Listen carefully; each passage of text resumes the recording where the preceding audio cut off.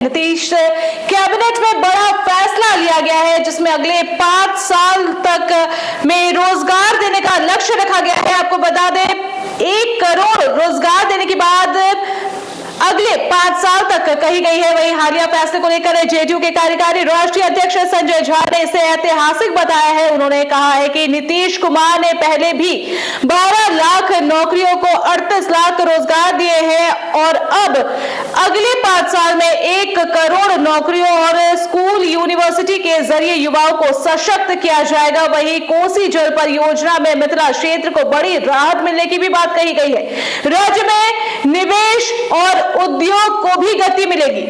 आपको बता दें बिहार चुनाव से पहले नीतीश कैबिनेट में कई बड़े फैसले लिए गए हैं। तो इसी खबर पर हमारे साथ हमारे संवाददाता कुंदन जुड़ चुके हैं। कुंदन, ये बताइए कि बिहार विधानसभा चुनाव से पहले नीतीश कैबिनेट में कई अहम फैसले लिए जा रहे हैं। देखिए, आपको बता दें कि निश्चित तौर पर यह फैसला अहम है और कल कैबिनेट की बैठक हुई थी और बैठक में जिस तरह का फैसला लिया गया है वो एकदम स्पष्ट है कि कहीं न कहीं युवाओं को रोजगार देने के लिए वो फैसला लिया गया है। देखिए, बिहार में विधानसभा चुनाव है और विधानसभा चुनाव से पहले अगर हम कहें तो यह एक अगर कहे तो बिहार सरकार का एक चुनावी एजेंडा भी कहे तो कोई गलत नहीं होगा। वैसे अगर हम बात करें तो नीतीश कुमार ने यह भी दावा किया था एक दिन पहले ट्वीट करके कि बिहार में हमने 13 लाख लोगों को सरकारी नौकरी दी है और उसके बाद युवा आयोग का गठन भी यहाँ पर किया था। नीतीश कुमार ने खुद से ट्वीट करके ये बताया था कि बिहार में युवा आयोग का गठन हो गया है और कहीं न कहीं युवा आयोग देखेगा कि युवाओं को किस तरह से नौकरी दे या रोजगार दे, इसकी व्यवस्था युवा आयोग करेगी। तो निश्चित तौर पर उसके तुरंत बाद कैबिनेट ने यह निर्णय लिया है और 1 करोड़ युवाओं को नौकरी देने का लक्ष्य रखा है। लेकिन कुंदन, ये बताइए कि लगातार जिस तरीके से तेजस्वी इस मामले पर, इस मुद्दे पर पहले भी मुखर नजर आए हैं, युवाओं को नौकरी देने की बात की है और अब चुनाव के पहले कैबिनेट में इसे स्वीकृति मिल गई है, 1 करोड़ नौकरी की बात कही गई है। क्या ये उस तेजस्वी के जो बयान या मुद्दे पर एक बड़ा दांव नहीं खेला है नीतीश कुमार ने? देखिए, लगातार दांव खेला जा रहा है। सिर्फ यही बात नहीं है, इससे पहले जिस तरह से सामाजिक सुरक्षा पेंशन में वृद्धि की गई थी, 400 रुपए पहले नीतीश कुमार लगातार दे रहे थे। 2005 से सामाजिक सुरक्षा पेंशन यानी इसके तहत विकलांगों का पेंशन होता है, उसके बाद जो वृद्धा पेंशन होता है वो दिया जाता है, विधवाओं को पेंशन दिया जाता है। तो उसकी राशि को इन्होंने बढ़ाया था क्योंकि उससे पहले तेजस्वी यादव ने 3 घोषणा की थी।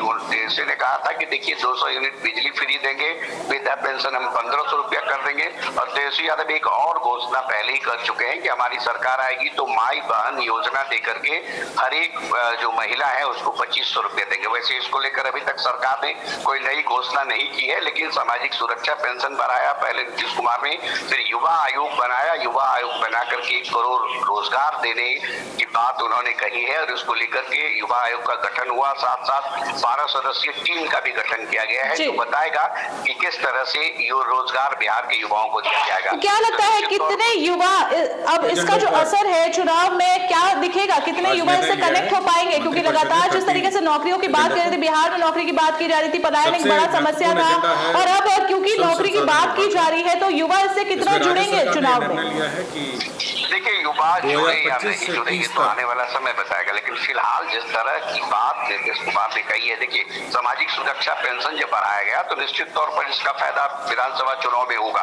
अब युवा आयोग से कितना फायदा होगा वो समय बताएगा, लेकिन फिलहाल जिस तरह के दावे तेजस्वी यादव हमेशा कहते रहे कि उन्होंने 17 महीना सरकार में रहकर युवाओं को नौकरी दी है, तो उस दावा को झुठलाने का काम नीतीश सरकार कर रही है। नीतीश सरकार कह रहा है कि सरकार हमारी थी तो फिर रोजगार वो कैसे दिए, और कई वायदे जो उन्होंने किया था उसको पूरा किया और लगातार मुख्यमंत्री नीतीश कुमार अब जिले का दौरा कर रहे हैं। कल भी समस्तीपुर में थे, 534 करोड़ की योजनाओं का उन्होंने शिलान्यास किया, उद्घाटन भी किया। प्रधानमंत्री भी 18 जुलाई को बिहार आ रहे हैं। यहाँ करोड़ों, अगर हम कहें तो 5000 करोड़ से ज्यादा की योजनाओं का वो उस दिन शिलान्यास और उद्घाटन करेंगे। तो हर एक चीज करना चाहती है सरकार, जो कि एक चुनावी हथकंडा है, उसको पूरी तरह से अगर हम कहें तो यहाँ पर लागू करना चाहती है। फायदा क्या मिलेगा क्या नहीं वो तो समय बताएगा, लेकिन फिलहाल लोगों को फायदा होते दिख रहा है। कुछ दिन पहले ये भी हुआ कि एक खबर आई कि 100 यूनिट बिजली भी बिहार में की जाएगी। इसको लेकर भी अगर हम कहें तो रूपरेखा तैयार की जा रही है वित्त विभाग के द्वारा। उस खबर को वैसे अभी तक पुष्टि नहीं की गई है, लेकिन बहुत जल्द ये भी होगा कि बिहार के लोगों को अगर हम कहें तो 100 यूनिट से ज्यादा अगर कहें तो बिजली भी मिलेगी। और वो न हो यह भी जो तेजस्वी यादव ने एक वायदा किया है कि महिलाओं को 2500 रुपया देंगे हमारी सरकार बनते ही, वो न हो नीतीश कुमार भी पहले ही इसकी घोषणा कर दे, ऐसा भी संभव हो सकता है यहाँ पर। जी कुंदन, आपका बहुत बहुत शुक्रिया तमाम जानकारियों के लिए। तो आपको बता दें, नीतीश कैबिनेट में बड़ा फैसला लिया गया है जिसमें अगले 5 वर्षों में 1 करोड़ रोजगार का लक्ष्य रखा गया है। वहीं हालिया फैसले को लेकर जेडीयू के कार्यकारी राष्ट्रीय अध्यक्ष संजय झा ने इसे ऐतिहासिक बताया है। उन्होंने कहा है कि नीतीश कुमार ने पहले भी 12 लाख नौकरियां और 38 लाख रोजगार दिए हैं। अब अगले 5 वर्षों में 1 करोड़ नौकरियों और स्कूल यूनिवर्सिटी के जरिए युवाओं को सशक्त किया जाएगा।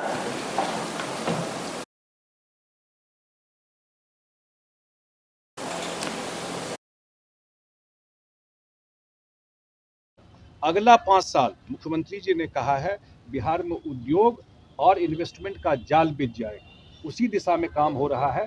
इसका वजह भी है कि डबल इंजन की सरकार है, आदरणीय प्रधानमंत्री नरेंद्र मोदी जी का सहयोग है और यहाँ पर नीतीश कुमार जी के द्वारा काम किया। सर, मिथिला वासियों को क्या कहेंगे खुशी पर? मेरे ख्याल से मिथिला के लिए पिछले 50 साल में सबसे बड़ा काम जो हुआ है वो कल हुआ है।